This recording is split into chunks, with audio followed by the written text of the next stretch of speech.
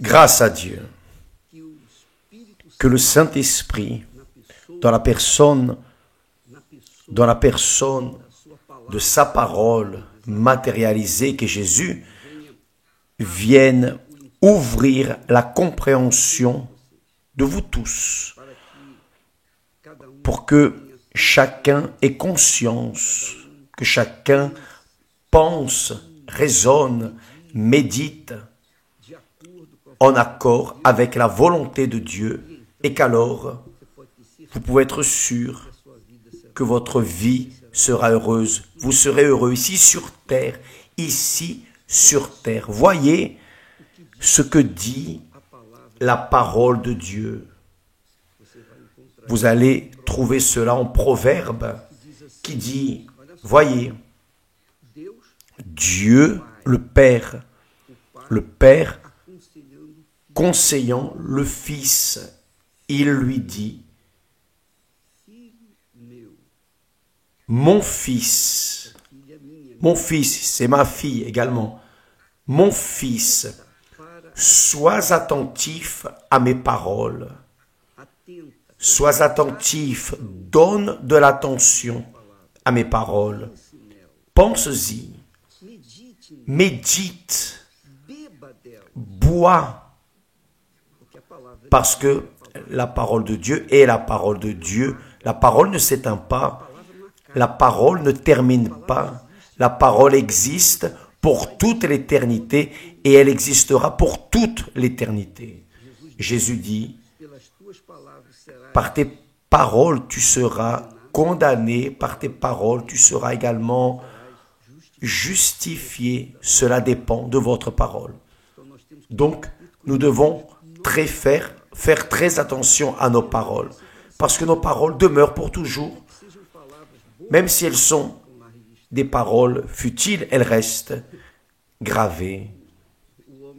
L'homme de Dieu a dit, Seigneur, mets un ange dans ma bouche pour qu'il ne me laisse pas dire ce que je ne dois pas dire. Celui qui prend soin des paroles qui sortent de votre bouche, celui-ci est sage. Maintenant, imaginez la parole de Dieu. Imaginez l'importance, le pouvoir, la gloire, la majesté, la grandeur de la parole de Dieu. Le Père, Dieu Père dit, mon fils, sois attentif, c'est-à-dire fais attention, prête l'oreille à mes paroles.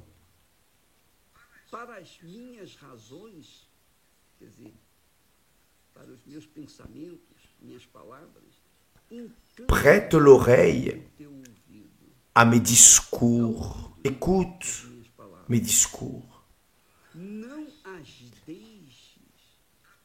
Qu'ils ne s'éloignent pas de tes yeux, c'est-à-dire ne les laisse pas demeurer loin de tes yeux.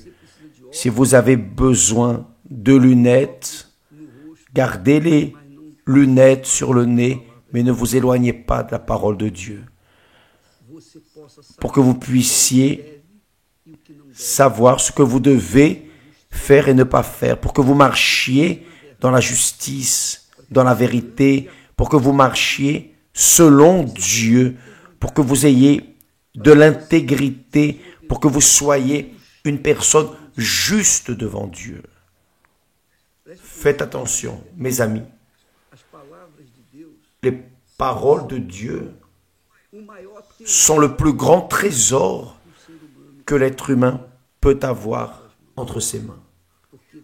Parce que d'elle vient la vie.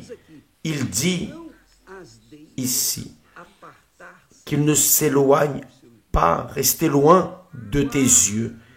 Garde-les dans le fond, au plus profond de ton cœur, au plus profond de ton âme, car c'est la vie pour ceux qui les trouvent. C'est la santé pour tout leur corps. Voyez que les paroles de Dieu guérissent également. guérisse l'âme, qui est le plus difficile. Imaginez le corps. Donc, la parole de Dieu, c'est la santé pour le corps physique et spirituel. Faites attention.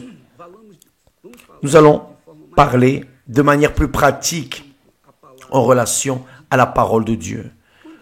Quand une personne est affligée, qu'elle a peur, qu'elle est désespérée, que fait-elle? Quand la personne a la connaissance de la Bible, elle recourt à la Bible, au psaume 91, qui dit « Celui qui demeure sous l'abri du Très-Haut repose à l'ombre du Tout-Puissant. » Elle commence à lire le psaume 91, elle se sent déjà immédiatement, elle se sent soulagée. Pourquoi? Parce que l'esprit de la parole de Dieu, ce n'est pas seulement le psaume 91, c'est toute la Bible, toutes les Écritures sacrées. Lorsque vous lisez la Bible, prêtant attention, attentivement, de manière, en voulant, en étant assoiffé d'obtenir de la parole son esprit, alors vous allez moissonner l'esprit de la parole de Dieu passe en vous et vous vous sentez bien. Je ne dis pas que vous êtes en train d'être baptisé du Saint-Esprit. Non, ça peut même arriver. Parce que la parole de Dieu est la parole qui apporte vie à ceux qui l'écoutent et lui obéissent. Donc, mes amis, quel que soit votre problème, quelle que soit votre situation, si votre problème est dans l'âme, la parole de Dieu est la réponse. Si votre problème est dans votre corps physique, la parole de Dieu est la réponse. Si votre problème est extérieur, problème de relation, problème économique, affaires, doute, peur, angoisse, maux de tête, enfin, quel que soit votre problème, la parole de Dieu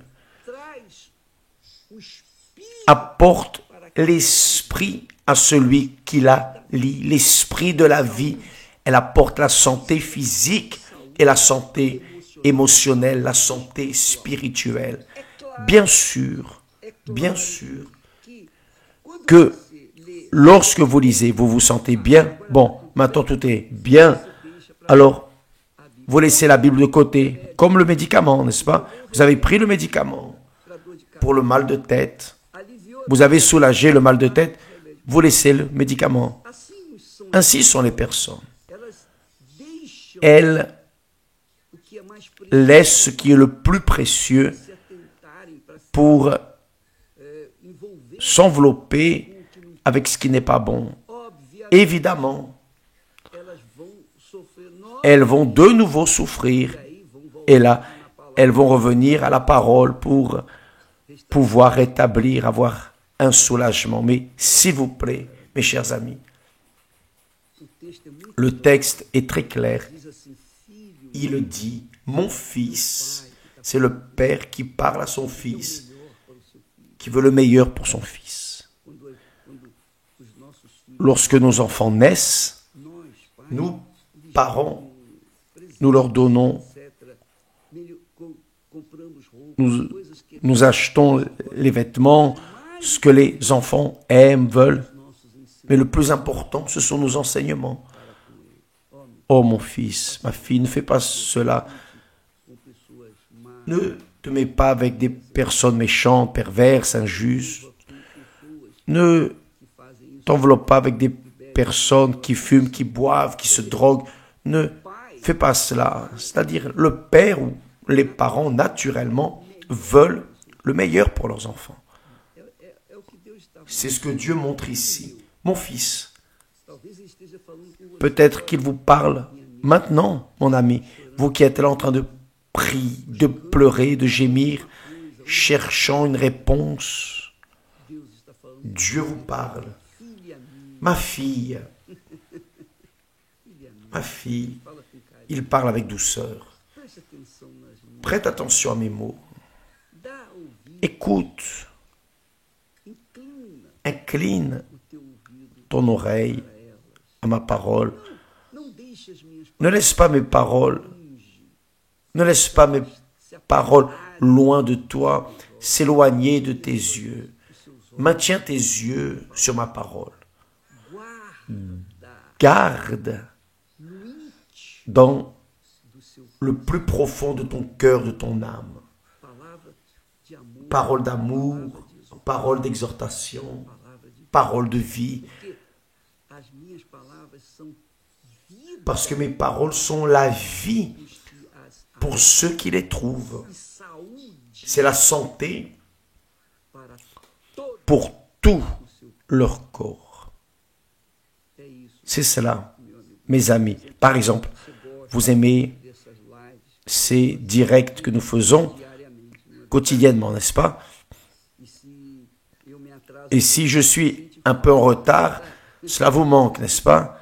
Je sais qu'il y a une soif, il y a une faim de la recherche de réponses, de la recherche de Dieu, de la recherche du Saint-Esprit. Donc, les personnes qui sont intéressées viennent quotidiennement ici à la recherche. Mais ces directs que je fais, nous les faisons en connaissant le besoin des personnes. Parce que nous aussi avons eu et avons nos nécessités. Et lorsque nous lisons la parole, méditons dans la parole, lorsque nous vous transmettons la parole, je suis aussi en train d'en profiter. Je mange aussi, je bois aussi de cette parole. Donc, c'est pour cela que j'ai un intérêt à donner, parce que plus je donne, plus je reçois. Plus je donne, plus je reçois. Parce que c'est la parole de Dieu. Jésus a dit, celui qui boira l'eau, c'est la parole que je lui donnerai. Cette eau, c'est le Saint-Esprit. L'eau est symbole du Saint-Esprit. Et le Saint-Esprit est typifié par l'eau. Celui qui boira l'eau que je lui donnerai, cette eau se fera en lui ou en elle une source qui jaillira pour la vie éternelle. La parole de Dieu. La parole. Vous savez que tout a été fait par la parole. Le premier texte de la parole dit, au commencement, Dieu créa les cieux et la terre. La terre, cependant, était sans forme et vide. Alors Dieu a dit que la lumière soit. La parole. Et avec sa parole, la lumière s'est créée. Là, en Jean, le texte commence ainsi. Le Verbe était avec Dieu et elle était Dieu. La parole est Dieu qui nous parle. Dieu est esprit, Dieu n'est pas chair, Dieu n'est pas matière, Dieu est esprit, Dieu est parole. L'esprit ne meurt pas, la parole ne meurt pas, la parole ne meurt pas, la parole demeure perpétuellement, éternellement. Je ne sais pas où elle reste, mais la parole, ce que je sais, c'est que la parole ne meurt pas. La parole qui glorifie Dieu est réservée. Les paroles de louange, de prière que nous rendons à Dieu sont gardées dans des coupes d'or au ciel. Mais les paroles de l'enfer restent aussi gravées, je pense, là en enfer, pour brûler aussi. Donc, mes amis, la parole est vie. Lorsque vous prêtez attention à la parole de Dieu, tout se fait nouveau. Vous voyez, juste pour que vous puissiez mieux évaluer, quand une personne détruit le mariage, pourquoi est-ce que le mariage a été défait? À cause d'une parole. Pourquoi est-ce que le mariage est fait? Ah, je t'aime, vous écoutez cette voix suave, douce, je t'aime, comme tu es belle, comme tu es bien. Donc ces paroles attirent et font même les personnes s'envelopper, même si c'est de manière erronée. Mais il y a aussi les paroles qui détruisent le mariage à l'instant, en ce moment. Si vous dites quelque chose, une parole qui contrarie la parole de Dieu à quelqu'un, vous allez détruire votre relation avec cette personne. Vous pouvez détruire votre relation avec cette personne. Aujourd'hui, ce soir, nous avons ici au Temple de Salomon et toutes les églises universelles la thérapie de l'amour, c'est-à-dire la thérapie de la parole de l'amour. L'amour, Dieu est amour, Dieu est parole, Dieu est parole, Dieu est amour. Donc, la parole de l'amour vient, elle sort du trône pour remplir l'âme de ceux qui ont du bon sens, qui veulent résoudre leurs problèmes sentimentaux, qui, je pense, croient, est le plus grand problème de l'être humain. C'est le problème sentimental. Mon plus grand problème, c'était moi. Dès le moment où j'ai connu mon Seigneur, le Seigneur Jésus-Christ, qui m'a donné accès à son esprit, il a fait son esprit, il l'a fait descendre, venir sur moi. Alors j'ai résolu mon problème. Je suis entré dans le royaume de Dieu. Mais après, je recherchais une personne qui ait le même esprit, la même pensée, les mêmes propos, les mêmes rêves qui étaient passés cela, ce que Dieu m'avait donné à d'autres personnes. Donc j'ai rencontré Esther. Donc vous apprenez à aimer dans la thérapie de l'amour. Vous apprenez à aimer la bonne personne qui va partager son amour avec vous. La thérapie de l'amour n'est pas une réunion de plus. C'est pour les personnes qui aiment et veulent être aimées.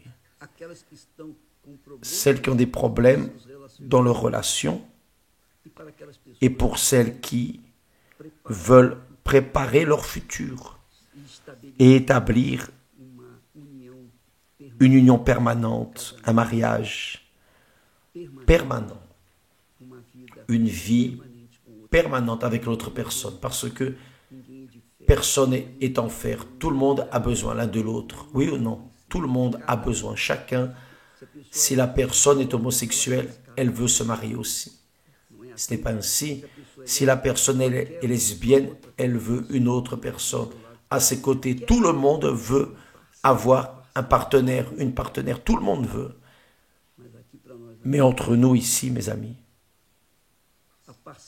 le partenariat, l'alliance, le mariage entre deux personnes ne marche que lorsque les deux ont le même esprit, la même parole, le même rêve, la même pensée. Et cela se produit avec la parole de Dieu. Lorsqu'elle tombe dans la terre fertile, elle engendre vie. Avez-vous compris?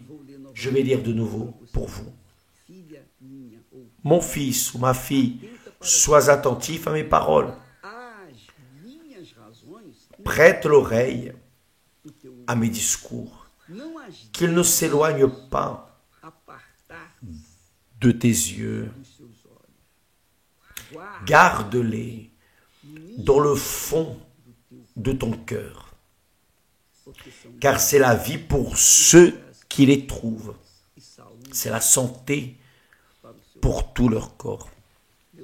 Que Dieu vous bénisse ce soir à 20h, ici au Temple de Salomon. Christiane et Renato seront, comme toujours, vous apportant ce qu'ils ont appris de la parole de Dieu. Que Dieu vous bénisse et à demain, au nom du Seigneur Jésus. Amen.